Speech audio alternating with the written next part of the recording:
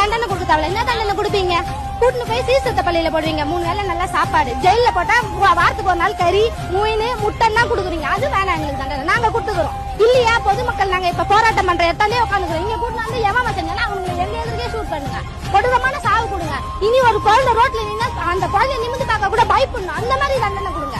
நாங்களும் பிள்ளை வச்சுக்கிறோம். நாங்க வீட்டு வேலைக்கு போனாதான் எங்க பிள்ளைங்களை நாங்க பார்க்க முடியும். இந்த ஒரு இப்படி ஒரு பரபரப்பான நடக்குது. நாங்க எப்படி பிள்ளைங்களை விட்டு போட்டு எங்க பிள்ளைங்களுக்கு என்ன பாதுகாப்பு நாளைக்கு?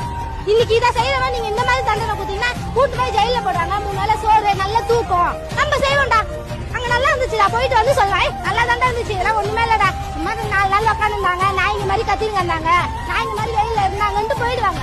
இதை இன்னொருத்தா செய்வாங்க. நீங்க இப்ப போலீஸ்காரங்க நீங்க தண்டனை கொடுக்க தேவையில்ல. நாங்க ஒரு புள்ளே பெத்த பொண்ணா நான் பேசுறேன். எனக்கு 2 பொம்பளை பிள்ளை இருக்குது. அதுக்கோசம் தான் நான் வந்து இவ்வளவு நேரம் நீங்க பேசின்னு இருக்கோம். நீங்க தண்டனை கொடுக்க தேவையில்ல. நாங்க கொடுத்துக்கிறோம். நீங்க